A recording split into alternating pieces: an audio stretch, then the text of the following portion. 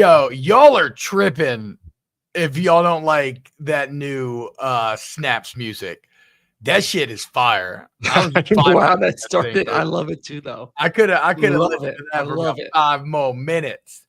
What's up, y'all? Welcome into a brand new episode of Snaps. I'm TBob Baby. He is Aaron Murray. This is Snaps, your favorite college football podcast. Remember, during the offseason, we are live Tuesdays and Thursdays at noon Central, 1 p.m. Eastern. Of course, you can find the pod wherever you get podcasts, Apple, Spotify, all that. You can always just Google Snaps CFB, find us on YouTube. Hit the like button, sub to the channel, guys. We continue to try to grow the channel and have some fun. And remember, your grassroots efforts matter because the algorithm does not and will not like us because we curse and we're dirty and we do not maximize what we should. What we try to do is just put on the funniest and best show that we can every single time we turn on the mic. So we're going to start here, though. Quinn Kaufman. I mean, we're sitting here ready to do a show, figuring everything out. And Quinn shows up in the YouTube chat. Thanks for being there, Quinn. But he says, Aaron, who is your brother and why is he much more famous than you are and better looking? Okay, so a few thoughts here. First off, Aaron's brother is not nearly as good looking at him as he is. Just off the rip. Just straight up. I've never felt that he is. Secondly, regardless of whatever inner brother athletics y'all get down to, like 1v1, I don't know if he like beats you in like golf or something like that, but you're also the way more successful and badass athlete. True or false? He was a second round draft pick out of high school for professional baseball. He's pretty damn. Second round out of high school is pretty awesome, but SEC's all-time leading passer, little different. Did I ever tell you? Has anybody ever heard of Josh Murray before The Bachelor? Yeah. No. Who? Minor league baseball fans? What are you talking about? Did I ever tell you what he said to me when I didn't watch all of his Bachelorette shows? No. What'd he say? He was pissed off at me because I didn't watch. I'm like, I just got drafted. I'm in the middle of, it wasn't OTAs. It was like preseason. So I'm like, trying to make a fucking roster, for goodness sakes, coming off an ACL injury. So I don't have all the time in the world just to sit around watching the Bachelorette, trying to make an NFL roster here, Josh. And he goes to me, he says, Aaron, I watched and went to every single one of your football games in college. And I was like, you're going to compare me sitting down to watch you suck face with some girl and then watch that girl suck face with 10 other guys, knowing that she's going to end up getting with you because I've been with you two guys in secret. And compare that. My girl, Andy. Going to an SEC football game. Not even close. Well, I mean, look, okay, so on this, I may actually have Josh's back a little bit because his ask is a way less time-intensive ask. But also way less fun, right? Going to an SEC football game, very good time, but maybe a bit harder to have fun when you're worried about your brother. Because, like, I know every time I went to one of my brother's sporting events, my stomach was in knots the entire time. It was my first peek into being a parent. I don't think it helped either. Like, I knew the outcome. Yeah. And I know the outcome for months. I'd been with them in their little secret hideaway in Atlanta, hanging out with them. So it was like, how's that work? So they just have to so for those who don't know, Aaron's brother Josh is The Bachelor. He actually, or Bachelorette, right? He won twice. He's the only two-time winner in Bachelor history. That doesn't do something for the Murray name. But which one was the first one? Andy Dorfman? So he was with Andy and The Bachelorette. He won that one. So Andy, unengaged, then went on Bachelor in Paradise, got engaged to Amanda. Oh, unengaged. And then disengaged. Similar show. Wow. So he's great at gaming the system there. But what's very funny about this is, so that's Aaron's brother, Andy, The Bachelorette, was basically one of my best friends and basically like my older brother at LSU, Ryan Miller. He was the center that was a couple years older than me, taught me everything, took me under his wing. That was his girlfriend all of college. So I spent all of college partying with Andy, hanging out with her. Then all of a sudden she ends up famous on The Bachelorette. And then there's this Josh Murray guy who they said was like a minor league baseball player or some shit. I don't fucking know. And next thing you know, I'm like, oh shit, that's Aaron Murray's brother. And that was before I'd ever met Aaron. And now me and Aaron are doing snaps together. How about that? Full circle. Full circle. You close my office door. But don't say anything, Phil, for a second, because I do want to hear real quick about where the winners go for the months between the show comes out. All right. So obviously there's about a 4-month gap. I'll try to slow play this a little bit. 4-month gap between when the show ends. So when Andy picked Josh to when the reveal is essentially made on TV. So you have 4 or 5 months where like they have to keep it secret. So I'm just saying like timeline, 4 or 5 months of keeping it secret. 4 or 5 months? Yeah. So luckily for them, because I think the show ends, then you have to do all the editing and essentially create the storylines. And then there's the 2 months, 3 months of the actual show shooting before you find out who the winner is or on TV. So luckily for them, they both lived in Atlanta. So ABC got them an apartment in Atlanta that they could live together in. But then as soon as they walked out the door, they had to be separate. And I think they went on a couple like you had to be separate. Wait, to do that? Wait. How does a bachelor relationship ever fucking make it? If you're having to be like cooped up in this cabin fever situation. How does it ever make it when the only dates you ever go on are to castles, to foreign countries? True. Like your first date is literally, with this girl in some incredible exotic location, getting pumped, alcohol and incredible food.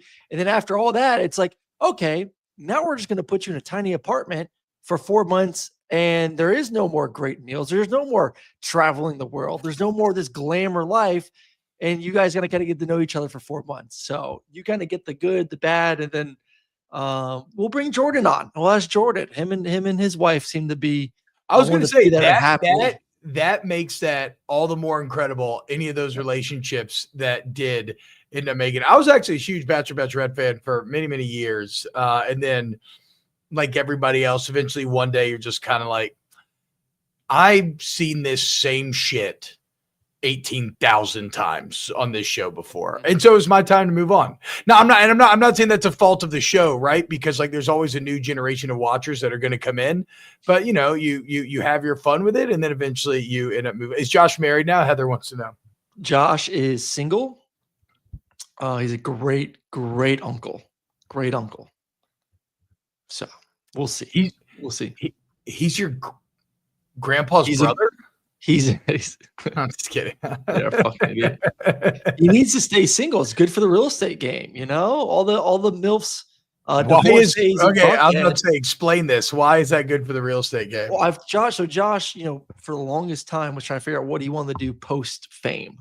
He essentially got paid to go party. He'd get paid to go all these appearances across the country and, kind of lived off that.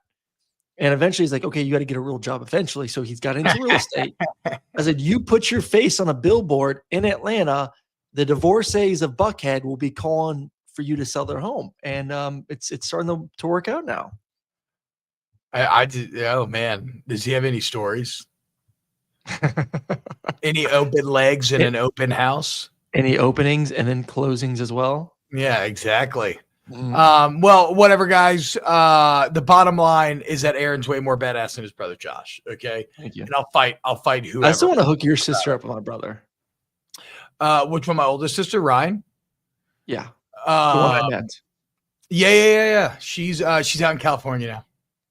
Is she? Yeah, she's returned Santa Barbara way. So former Gaucho, much like my other co-host, Jim Rome, known Gaucho.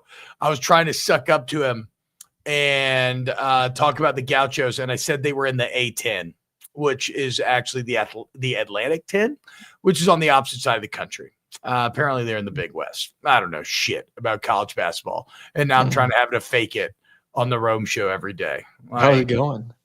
It's going well. It's going really well. It's very fun. I enjoy it, guys. The after hour, you can catch it every day. It's the 4th hour of the show. It's on like Prime, Plex, fucking DirecTV, wherever you find the Jim Rome Fast channel. Go check it out. Support your boy. All right, though. Let's talk some college football on today's show. We got Deion wanting to scrimmage another team for spring. We got high school players now being able to negotiate their NIL. Mel Kiper's. I think the Mel Kiper thing is probably the most interesting top 10 drafted quarterbacks. And then I didn't get to read this Carson Beck piece yet. Maybe we can react to it a bit live. We got caught up in meetings all morning, so I get to do with the amount of prep I normally like to do for the show. But guys, share, all that good stuff. Can we actually... Let's just start with Mel Kiper's top 10 quarterbacks. That's the most interesting thing on here for today's show. Screw the thumbnail. Fuck it. Whatever. What is the thumbnail? Talk about Deion? Deion. Yeah. I mean, so Deion. Okay, so sell me on the story then. Because I know, look, Deion wants to go to like an NFL type model for spring. This is all the hotness. Now everybody talk about making it more like OTAs. And he says he wants to play a spring game against another team, but more than the actual game, doesn't he really want to do like, and I never did this in the NFL. This is where I do want your insights. I didn't do it either. Oh, you never did? You were never on a team that like visited or hosted a joint practice? Because that's what he really wants to do here, right? More than a spring game, he wants to do about 2 to 3 days of joint practices. Well, he wants to get rid of we all know, I mean, for those who played collegiate football, spring it gets long. Same with camp. And I think that's why you do the joint practices. Guys just get sick of facing your offense every day or your defense and going against the same players. Like it just kind of get into this rut of, Groundhog's Day. It's the same thing over and over and over and over and over again. So just like to mentally change it up, to go against a different person, to go against a different defense, to get those competitive juices going in a different fashion. Shit, I think like you go from day 1 of spring ball to then day 15 going against the same people in the same scheme. Like you're excited to play a game, but it's kind of the same shit. Where like if you could do that against a different team or a joint practice against a different team, you get a little bit more juiced up for it. And that's why you see all those fights during NFL joint practices. There's a different level of excitement for it. So I like it. My biggest issue that I've shared with you before, because of the way that the portal is structured, you're going to get too many guys trying to earn a spot on a different roster. Yeah, I mean, so yes, that is, and it's interesting because like LSU announced that they're changing their spring game and it's going to be more akin to an open practice and it's not going to be televised. But then Brian Kelly tried to be like, but it's not because we're protecting our roster or anything like that. But I'm like, okay. I think Kirby just said they're not going to televise theirs either. Yeah, nobody is. Neither is Alabama. Like nobody's put it on TV anymore. So I'm saying, don't gaslight me, Kelly. Like that's at least in part why you're changing it because as you be like, oh, but TBob, but people are still gonna be able to come. Well, yeah, but you still make it harder. It's not like that you can just turn on the TV. If you really want to scout that roster and you're Tennessee or some shit, I'm just using a random school, you have to send somebody down there to go there now. And there's nothing, but once again, going back to Kelly, there's nothing wrong with that. Like, I don't think Kelly needs to hide behind, that. Yeah, I know. I don't know why he's pushing back against that. I don't know why. It's dumb. Like, I think everybody's pretty much accepting that makes a lot of sense. Yeah. How about this? Did you always hear this in the NFL? What I always heard was that even more than the preseason games, that the joint practices against other teams like really, really mattered when it came to making the team or not. And that's what carried a lot of the intensity with it. I don't know. I still think the games matter the most. But this is me who's never been in a joint practice before, so I don't know. Yeah, but you went to a bunch of NFL training camps. Yeah, but I mean, you know this. There are people that are really good in practice and then shitty in games. There's players that myself are not so great in practice, but you put them in a game situation and they're better. Like Bobo, the amount of times you were a gamer. I was more, especially in college, more of a gamer. Like there were weeks where Bobo would ask me on Friday, "Are you capable of playing tomorrow?" And I'm like, "Bobo, we go over this." Even Ben would joke with me. Ben would like have to go calm Bobo down, be like, "Aaron will be fine. He'll be fine." Because like I would overthink it in practice. Like I'm trying to like. I'm not saying what were you doing in practice to cause this insecurity out of the great Mike Bobo? I think I was trying to be perfect in practice, and then in the games you could just kind of play. Because in practice, to me, like I'm like, all right, this is the defense. Generally, this is what we're running for 99% of people. Like because because the game matters so much that you try to be perfect there and you fuck it up. I think I'm more relaxed at game time. I thought that to me it was like the reward at the end of the grind of the week of Bobo and Rick aren't standing 2 feet behind me every time I get the snap. I'm just get to play football without worrying about screaming and yelling. That's QB1 energy right there. I was always I don't think there's a great difference between the two, but like I mean, I've choked games before. I choked my 4th preseason game in the NFL hard. Yeah. I put way too much on it. I got way too tight. I did the exact thing that you were describing in practice. I got way too in my own head. I didn't go out there and just play, and I probably put together like the worst 13 plays of my entire life, and it ended up being the difference in getting me cut. So I did the same thing, and I did the same thing. I wasn't a nerve thing though. I was trying to do too much. Like I was trying to every play hit a home run. Yeah. Like every time I got a snap, I was like, I'm throwing a touchdown. So even when you were overconfident, even when you were a freshman in college, though, still when you got to the games, you were just like, fuck it. You know, come on. You know, when you get into the rhythm of a game, it just settles. Yeah, it feels great. It feels great. It feels great. Like maybe like the first couple plays, yeah, you know, could be a little bit like you're trying to catch your breath depending on how the drive's going. If you get knocked around a little bit, but like once you get into the game, you're in the game.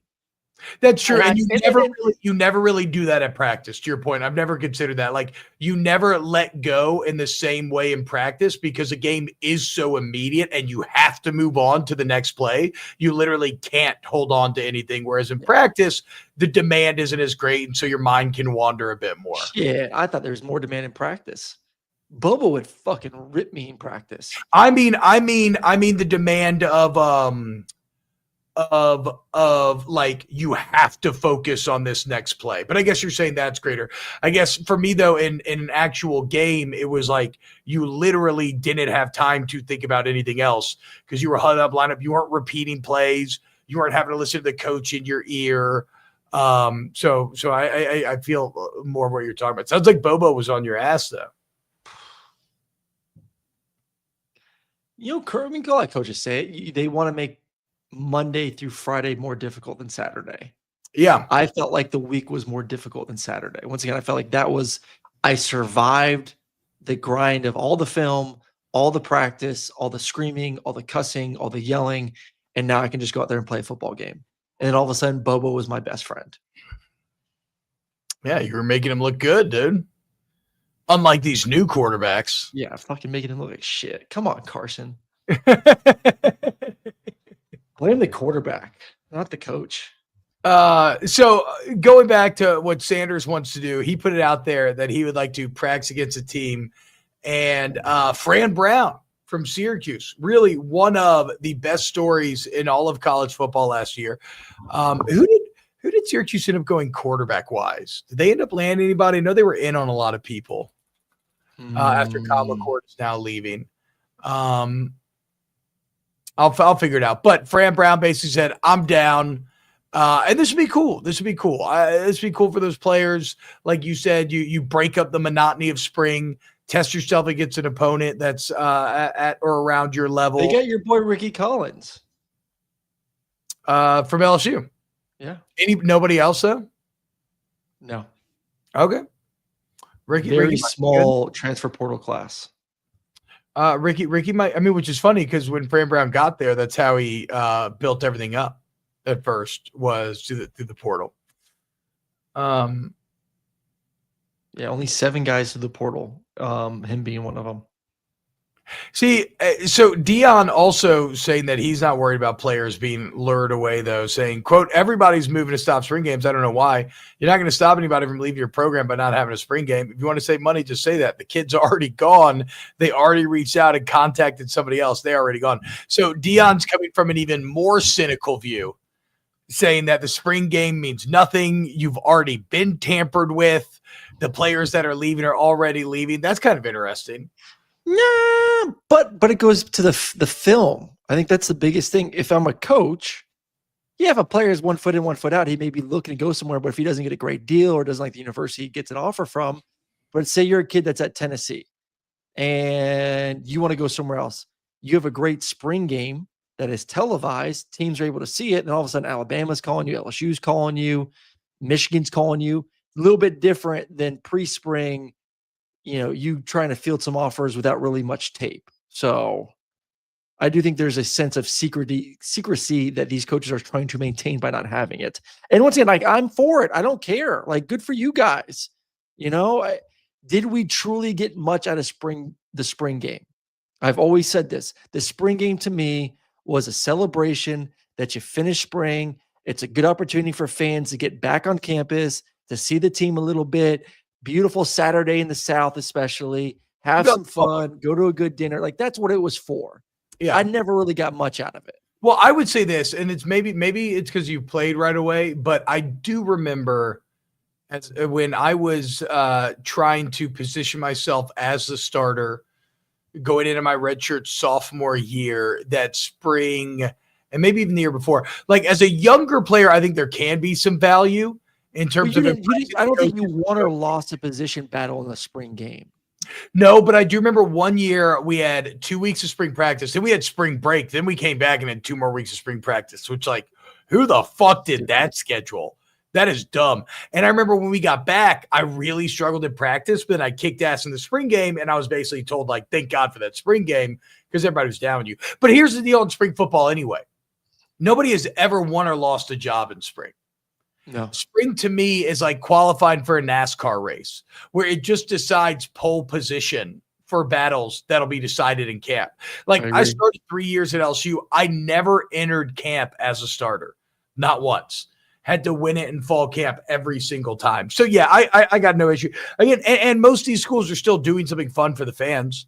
Like for LSU, it's going to be an open practice. Ole Miss is doing their skills competition. So if you still, LSU's doing an autograph session immediately afterwards. Mm-hmm. So it's becoming a bit like a fan day as well. So you want to bring the family out, get some autographs, watch some football, and that's pretty much what everybody's going to do. Yeah. John Smith of Michigan State announcing they too will not have a spring game.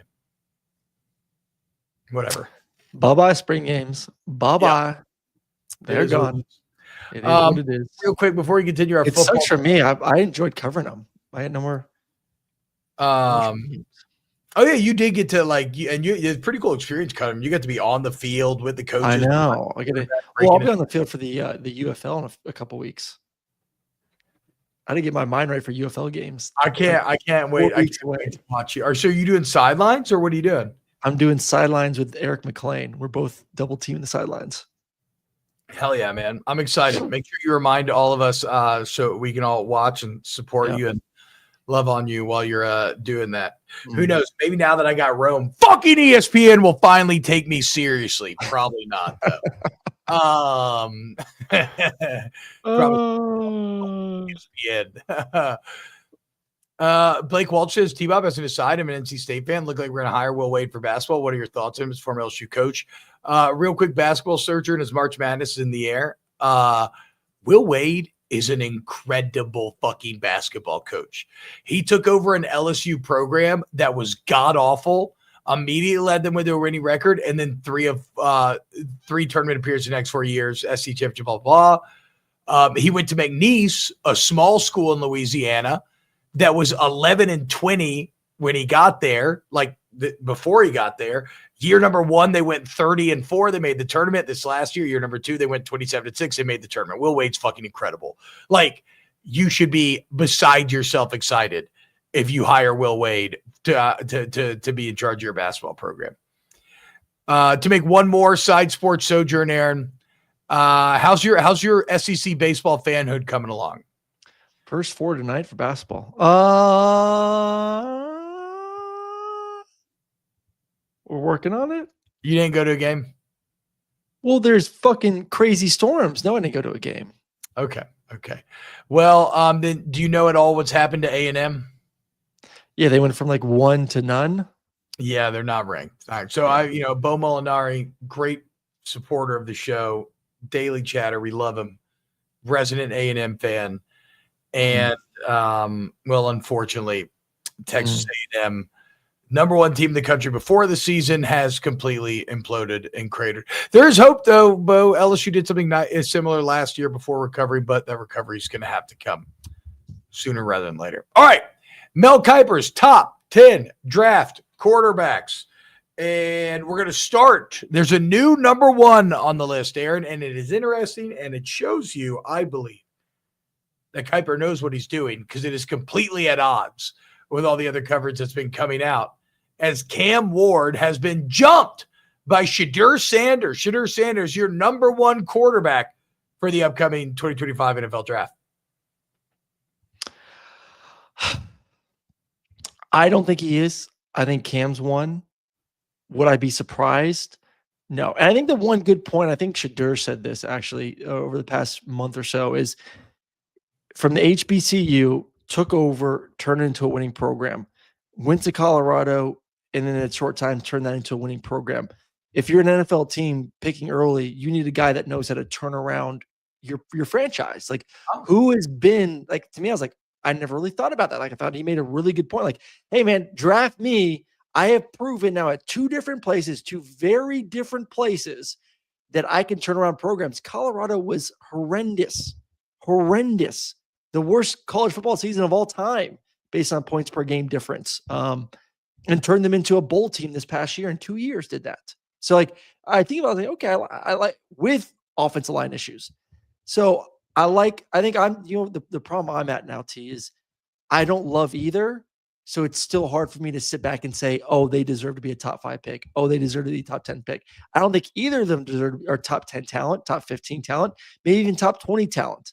But you look down this list, and none of these guys are really top 20 or even first-round talent. So that does seem to be a bit at odds with a lot of what I've heard on Cam Ward, in that people think he's maybe the one. Now, granted that it's still low, like even he's a bit lower than what the one would normally be, but that, like, because Shedeur's big knock just arm strength? Yes. Right? And like you can clearly see the difference when him and Cam throw next to each other. Yes. So I think Cam, there's the lackadaisical aspect. There is the, at times, trying to do too much, as we documented throughout the season last year, of not playing within the system. Cam's had a similar thing to the Shooter, though. You talk about turning around programs where maybe not as much. Well, I don't know. I'd have to really crunch the numbers on the win-loss success. But what I like about Cam is he was at Incarnate Word, then he goes to Wazoo, then he goes to Miami, and now he's going to the NFL, right? So it's been step. And in all these first steps up in competition, he has remained awesome. Yeah. And he led Miami. But he hasn't necessarily turned a program around, though. Like, well, I mean, Miami was way better this year. And Wazoo was. Yeah, but Miami was trending in a really good way. I mean, Colorado was the worst team in college football. Yeah. The worst Power 5 team. But he also had the full weight of Deion. It wasn't just Shedeur doing it. I think there's a lot of positives. It's the turning the program around. It's the being in the spotlight and being able to understand what it's like to be scrutinized week in and week. I mean, Colorado, I mean, we did this throughout the past 2 years. You create headlines around Colorado because people want to listen to it. They're in the news 24/7. And it's like you turn on ESPN, all they want to talk about the other day, everyone's bitch about them talking about the Lakers. But like, you talk about what's going to get clicks. People wanted to talk about Shedeur and Deion. So you understand that he can handle that sort of pressure and that sort of scrutiny, but doesn't mean that he has the necessarily talent and the tools to succeed at a very high level in the NFL. And at the end of the day, you still have to have a certain amount of talent to have success at the next level. You can have all the composure, you can understand what it means to be a professional, but if you can't throw it in a timely fashion or execute, it doesn't matter. Certified non-chooch haver. How much will hold him back? Drunk Vigo says, I would take Abdul Carter over both them. So I don't disagree, but here's the kind of cautionary tale in that regard is Myles Garrett. Now, I know it's the Browns, but the Browns take Myles Garrett first overall because he is the best player in the draft. He's been he's exceeded what you could possibly want out of your first overall pick. He's a 5-time All-Pro. He's a 2-time back-to-back reigning NFL Defensive Player of the Year. And what do you have to show for it? Not fucking shit. Who is drafted quarterback wise that year though? I don't know. Let's look it up. You have to also make the decision as you can this quarterback. I know teams are more willing to risk it now because of the contract and the way they're situated. But can this guy win me a Super Bowl? Can I build with the capital that I'm going to gain by being a quarterback? You are going to love who the first overall quarterback was that was taken. Who? Mitch Trubisky. Ooh. He was taken 2 by the Chicago Bears. Then guess who was taken at 10? Patrick Mahomes. Oh, yeah. Guess who was taken at 12? Deshaun Watson, who, I mean, admittedly was like a top 5 quarterback for a while there. God, that Mitch Trubisky pick. See, so that's kind of my point, though, is like, you don't fucking know which quarterback is going to be good. So when you have the opportunity to select your QB1, because there's probably going to be one good one in the class. You're going to take a risk on a guy. At least you know. I always said this. If I'm going to draft a guy, especially in the first round, especially in the top 15, top 20, he has to have something talent-wise that is just extraordinary. You know, whether that's arm strength, speed, whatever it is. And like I'm just saying, like I don't get that. Joe Burrow doesn't have any extraordinary physical traits. I'd say he has extraordinary intangibles, which is tough to quantify. But I don't know. Joe had some elite accuracy. Elite accuracy. I would say his arm strength's better than Shedeur. So you think so I'm saying you think his accuracy is like that much better than Shedeur or Cam? Yes. So he had some pretty fucking good receivers too. He did. He's a winner. Yeah, I mean, that was to me, I guess you're right. If you're talking about superpowers, to me, Burrow's superpower would be the intangibles. So what's like a Baker Mayfield superpower as we try to parse through who should be QB1 and what I think from people I've talked to, and this is actually I had a coach that coached Baker. Baker has well above average arm strength, like almost to the point of like elite. Got a bit of a chooch. Yeah. Yeah. He can rip it. Great athlete, can rip it. Also a tremendous leader. But I think when you see Baker throw a football, you're like, oh, there's got some juice to that football. See, and I think I feel that with Cam Ward, but maybe I'm wrong. I don't know. I don't have a train. No, I think Cam has a big arm. I think see, I can rationale. I can make a case for, okay, there's some things that need to be cleaned up in his game, no doubt about that. When it comes to some of the playmaking ability that you love and then you hate, the timing, the playing within the system, but at least there is something that there's elite about him from a physical standpoint, not just an attribute standpoint, not like a great leader or can handle the pressure, but like I'm talking about physically gifted. Josh Allen's size and athleticism, or his arm, or Patrick Mahomes' arm, or Lamar Jackson's speed. Like if you're a first top 10 pick, you have to give me something that is well above, because if you're just going to be average, you ain't going to win a Super Bowl. We've seen that. If you're just an average quarterback and you have an average quarterback in the NFL, you will not win a Super Bowl. And that's the goal. What did CJ Stroud do? What did CJ Stroud do that would you say that was elite? Because I would say he is. If I know the talk right now is comparing the two, I would say CJ is a bit better arm. I'm just asking questions, trying to figure it all out. Because it's all a giant crapshoot. But okay, let's get back to those. Should Shedeur be ranked 1 over Cam? Or you don't care? I would not, but it's not far off for me. Okay. It's not like it's like a drastic, like, oh my God, you'd be a fucking idiot if you drafted Shedeur over Cam. Is there a precipitous drop-off when you get a Jackson Dart at 4? Yes. Or sorry, 3. Excuse me, 3. Yes. Okay. I think from 3 on, I don't know if any of those guys will have long careers as a starting quarterback, if any of them will start.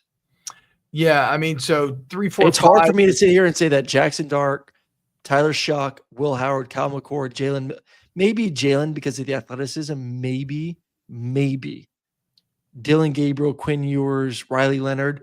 mean, Will Howard. If two of those guys are starting quarterbacks in the NFL in the next 3 years, I'd be surprised if more than that would happen. So I don't know fully what to make of Dart, because Dart would look so awesome sometimes, and then he would just look completely baffled at others. One thing I do like about Dart is that he's obviously got some mental toughness, because Lane Kiffin tried to replace him. Not a lot of people remember that. Like, he brought in all these quarterbacks. He was done with Dart, and then Dart just made himself good enough where Kiffin not only had to not be done with him, he had to kind of fall, he fell in love with him.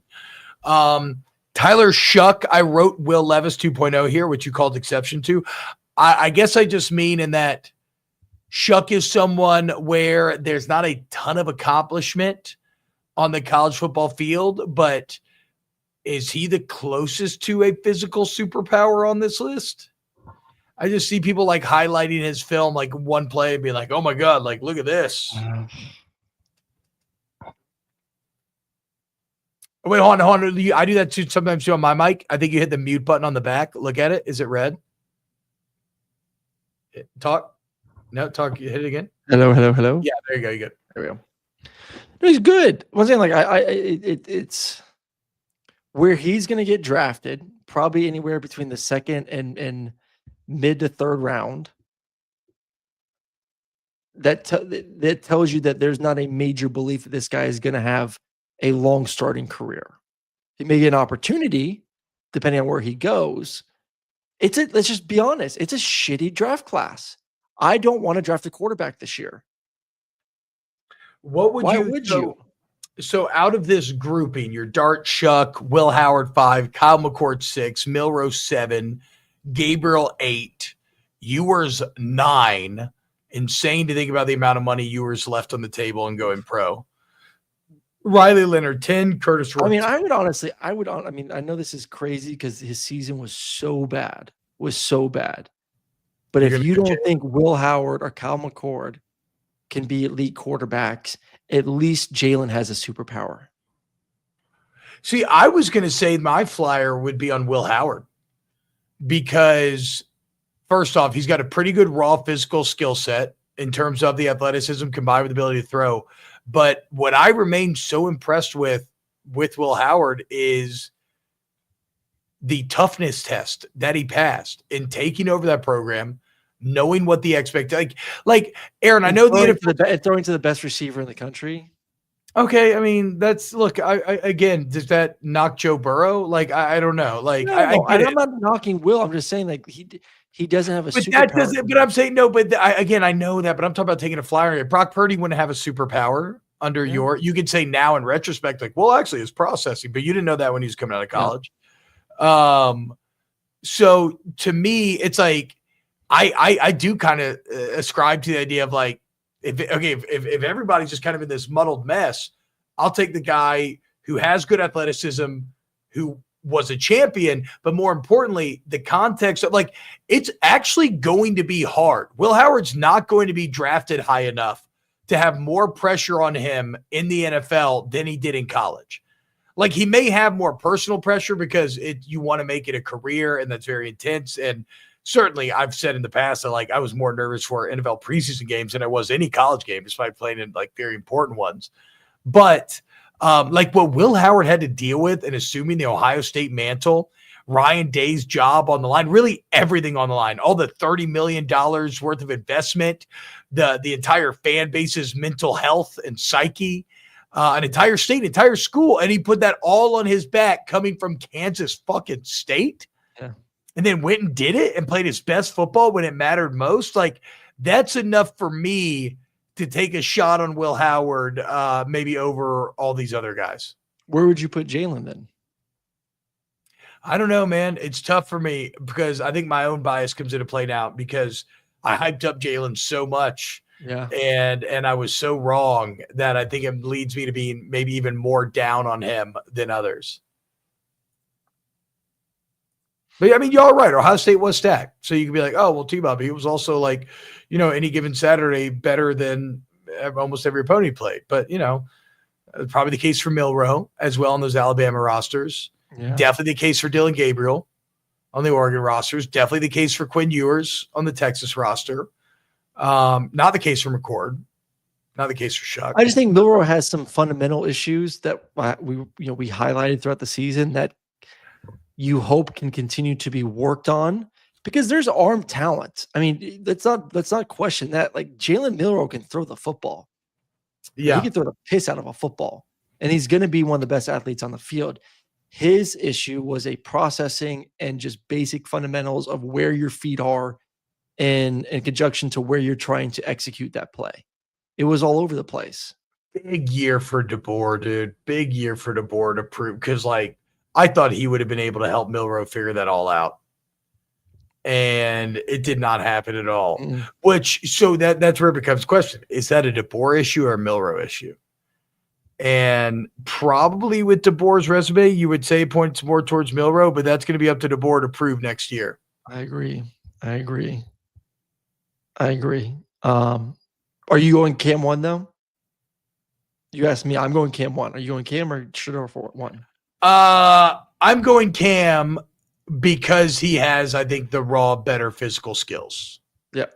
But also, I am some of the worst. I'm maybe awful at my job when it comes to these conversations, because I think drafting a quarterback is such a crapshoot. It's just so like, I mean, and you have NFL franchises spending millions upon millions of dollars trying to figure out how to get it right, and you still get it wrong. And then you still have a Brock Purdy come in and out of nowhere do good. Like, it's just insane. So I'm also, I guess what I'm getting at is that I'm a bit cynical, and it makes my takes a bit boring, because you could almost tell me anything. I'm like, yeah, fuck it, maybe. Or nah, fuck it, maybe he'll be bad. That's what it is. I mean, who was the last one to get paid big money? Was it Bradford or was it Stafford? No, it was Brad. I think it was Bradford. It might have been Sam Bradford. He's the one that everybody holds up as like, this is the straw that breaks the camel's back. But like, he didn't have a terrible career though. No, but it's like consider Bradford a bust by any means. It's like Spider-Man. With great power comes great expectation. With great money comes great expectation. I mean, I would say bust simply because he never did anything just beyond starting, which is still a great accomplishment, but not if you're the first overall pick. Yeah. If you're the first overall pick, you got to do a bit more than just be a starting quarterback. And I don't think he ever really transcended past starting quarterback. Maybe he had a couple nice years there. Let's look at Sam Bradford's stats. I think he had I would like to say it was double digits close in the NFL. He was like a guy that was like 5 years, 6 years. I don't know though, man. So look, it's 4 years in St. Louis, 1 year in Philly, 1 in Minnesota, and then only 2 games the next year, 3 games the year after that. So I'd say unfortunately, I still would not use the B word. Well, I mean, that's tough that's tough because you're coming from the perspective of a quarterback, though, who also was trying to grind it out in the NFL, right? It's like, I can't call a center who played 4 years. It's tough for me to call him a bust because I played 4 months. So, but no, I think objectively most would say that Bradford was a bust. I agree with B Smooth. He underachieved. I don't know if that's the same word as bust. Okay, so now we're getting into a semantic conversation. That makes sense. Like, yeah, if you're saying like bust has to just be a complete disaster, just disaster, like Ryan Leaf style. Is Ryan Leaf the only bust in NFL history? Like, is Mitchell Trubisky a bust? He had some. Would you consider Manziel a bust? He made a playoff. Yeah, absolutely. What do you mean? Okay. See, like, I would not put Bradford in that category. I would still say in that case, Bradford. If we're saying like Mitch Trubisky, Manziel, Ryan Leaf. Like, what are you talking about? I think Trubisky's actually pretty damn close to Bradford, probably, if you look up his stats. No. Let's look. Jamarcus Russell's a bust. That's a bust. Yeah. I would say underachieved is the correct use of words for him. I mean, yeah, bro, I don't know, dude. Trubisky's not now. He got kicked off being a starter maybe a year earlier than Bradford, but like kind of similar careers. Only Trubisky's making it longer as a backup than Bradford did. He's going to play for longer in the NFL. So we'll say Trubisky underachieved. If you're saying Bradford underachieved, I demand that you say Mitchell underachieved as well. Okay. Okay. Okay. You know who? So real quick on Quinn Ewers, how crazy is this, dude? They have him as the 9th quarterback in a shit quarterback class, and he turned down $6 million reportedly. Let's say $4 to $6 million to transfer and be quarterback. And the other kind of almost even wilder part about that is, remember at the beginning of Quinn Ewers' career, it was defined by him being a mercenary. He went to Ohio State because Texas couldn't do NIL yet. And so he literally, and then he ends up early. He reclassified and went to Ohio to get the money. And then he ends his career turning down $4 to $6 million for 1 year because he didn't want to transfer, saying he wanted to keep his reputation with Texas fans intact. Texas fans, you better fucking treat Quinn Ewers right, because you done bullied him into giving up $5 million because he didn't want to be on y'all's bad side. That's crazy. Speaking of the money and someone who didn't do that, first off, in the chat, Josh Rosen is a bust. Holy shit. I love Josh coming out of college. That is shocking to me how bad he's been in the NFL. I thought he would.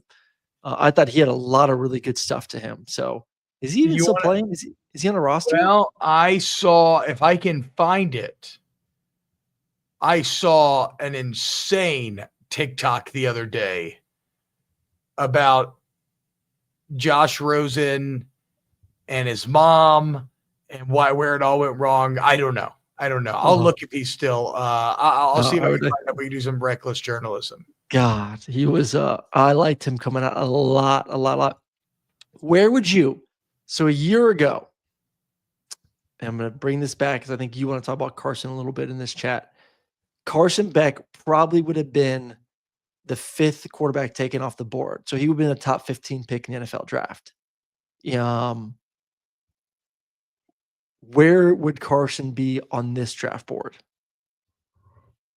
I'm going to ask you, an outsider. Where would Carson be? I mean, would he be 3? Would he be 4? He'd probably be 3 just because of his size, right? Yeah. I mean, you would know better than I would, but he's massive. When he is throwing on time and in rhythm, it looks great. Significantly better arm than Jackson does. Yeah, he'd be 3 on this list. Did he screw up again?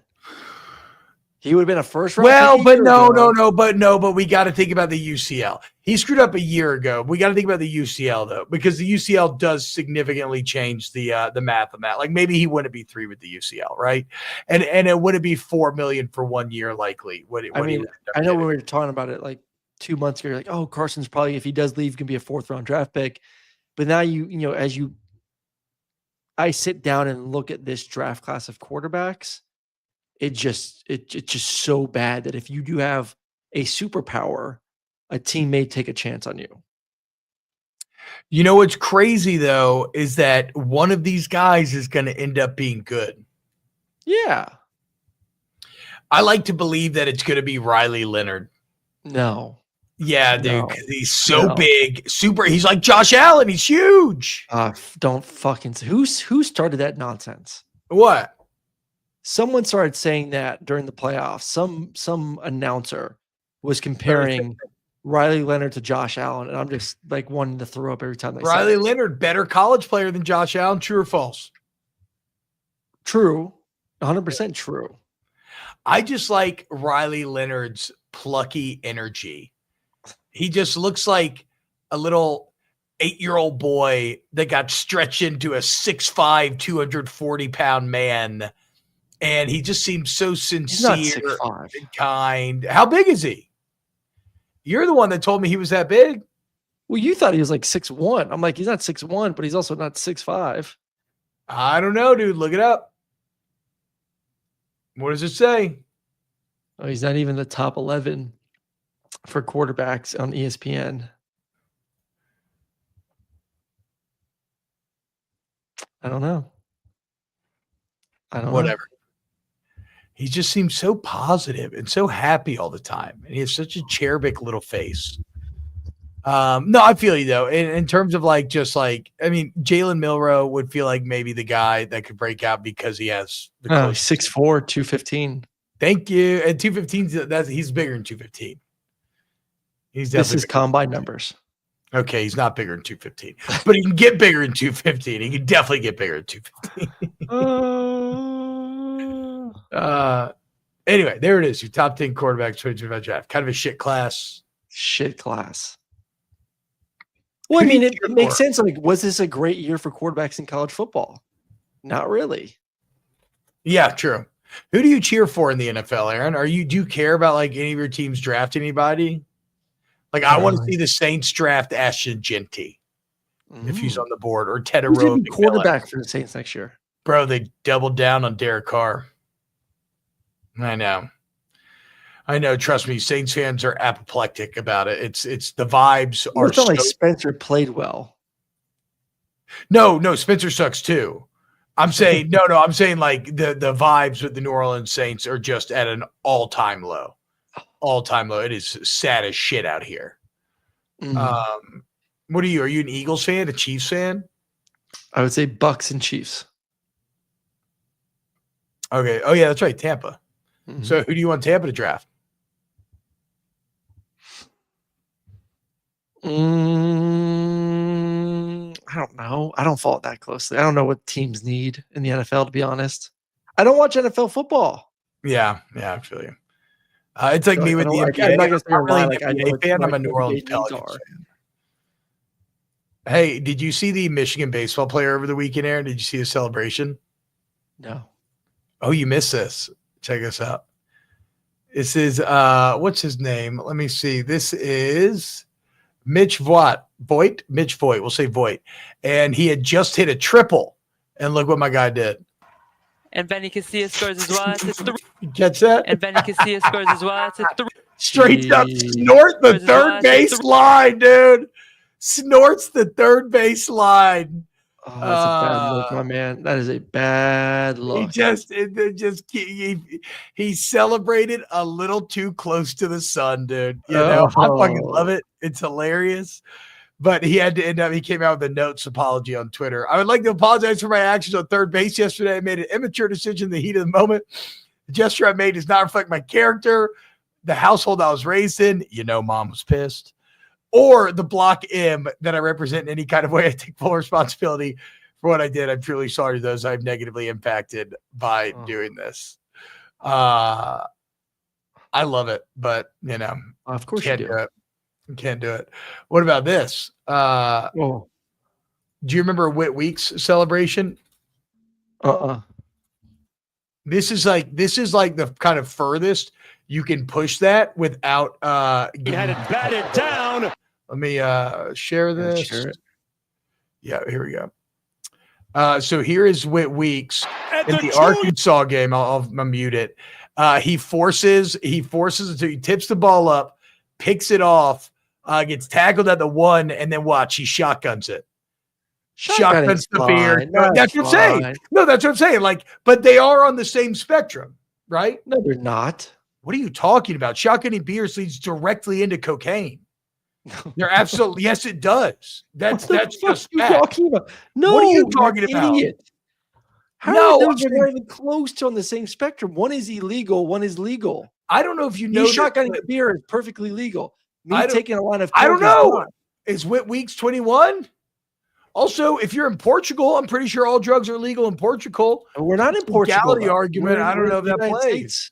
We're in the United States. Very different. Whit Weeks, 20 years old. So it's actually illegal what he's doing here. The point speaking of other shows and ages, I think this is not where you wanted to go. But do you watch the Drive to Survive? No, F1? Yeah. No, what's going on? Oh, I love it. I love it. I'm on their new season. I watched like one season of it back in the day. It was really good. I just, there's a I'm obsessed. Like any chance I get to watch it, I'm watching it right now. Anyways, Mercedes just signed because their big guy is leaving to go to Ferrari, Lewis Hamilton. So they have a choice of like who they want to get next.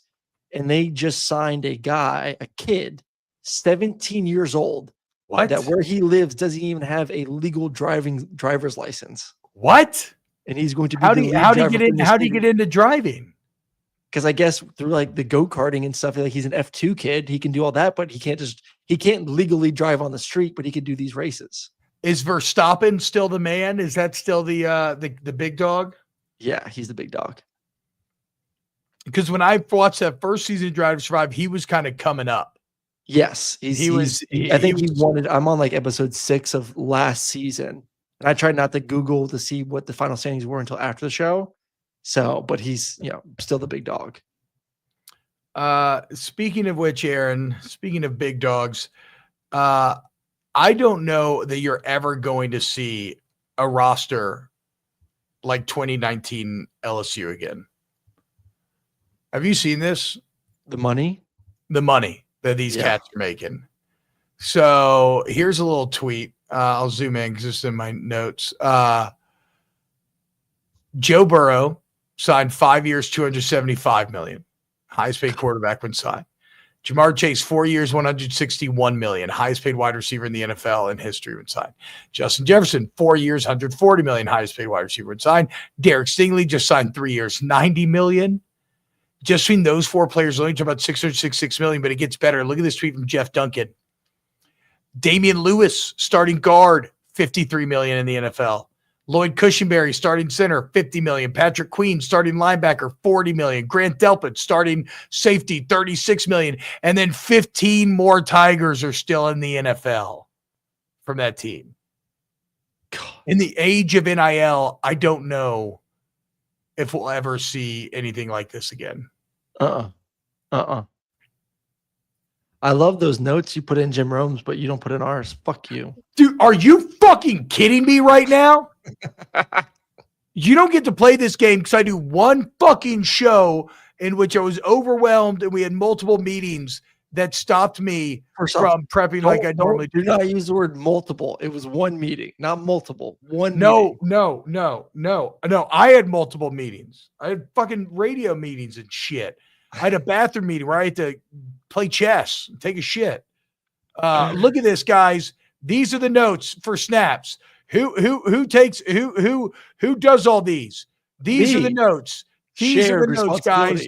Do you see this? TBob does the ones if you see like a half-naked girl, like Bill. It is the shared responsibility. These are Aaron's notes. Let's see. Link. I wrote this. Link. Yeah, I put the links. I put the topics. I wrote this. Add your notes in there.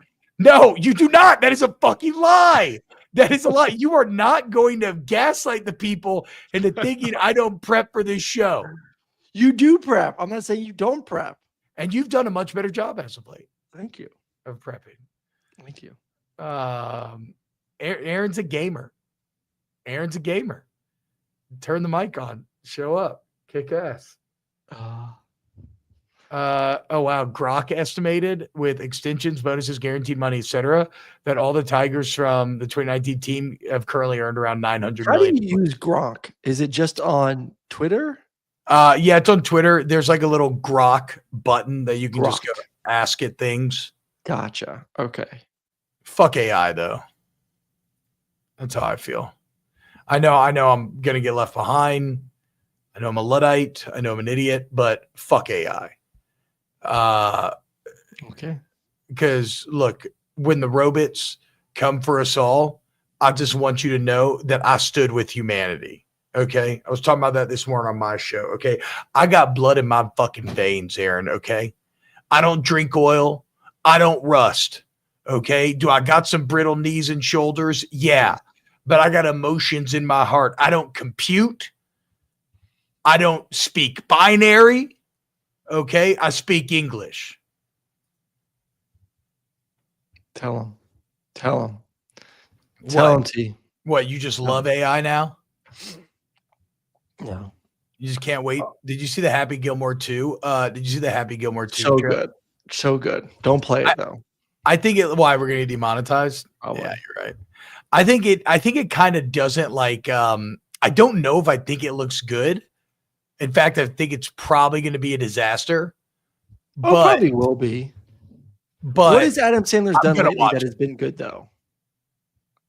I think that sorry, I got a nose hair. I think that grown-ups actually aged quite nicely. I feel like people kind of made fun of those movies when they came out. But then again, that's every Sandler movie. Like Billy Madison and Happy Gilmore didn't review well, right? Like they just you end up falling in love with it. I'm definitely going to watch it. Don't get me wrong, guys. I'm definitely watching Happy Gilmore too. I'm just saying I don't think it's going to be good, but I hope it is. I like seeing John Daly in the trailer. Yeah. No Shooter in the trailer, though. Shooter's definitely in it. No, I know he's in it because I'm pretty sure. Oh, God. God damn, T. I need a nose hair trimmer. All that cocaine me and Mitch were doing. I think Shooter's maybe the original one that leaked Happy Gilmore too. So, well, if you watch the PJ version of Drive to Survive, they were showing behind the scenes of filming it, and Shooter was there. So, of filming Happy Gilmore 2? Mm-hmm. Oh, but they were like with the Drive to Survive crew for something? No, it's the PJ version. What's it called? They have their Netflix Full series. Swing. Oh, Full Swing. Yeah. Okay. Yeah. I fucking knew it because I saw all the pro golfers in there because in the preview, he's like, man, everybody hits long now. And it's like Rory and everybody else. I figured it had something to do with Full Swing. Wait, how'd you feel about Rory getting the Players Dub? I like Rory. Yeah, I like Rory too. Yeah, I like Rory. I'm fine. I think it's cool that an Irishman has now won the Players twice on St. Paddy's Day. That a boy. What's that? That a boy. All right, I'm gonna go run 6 miles.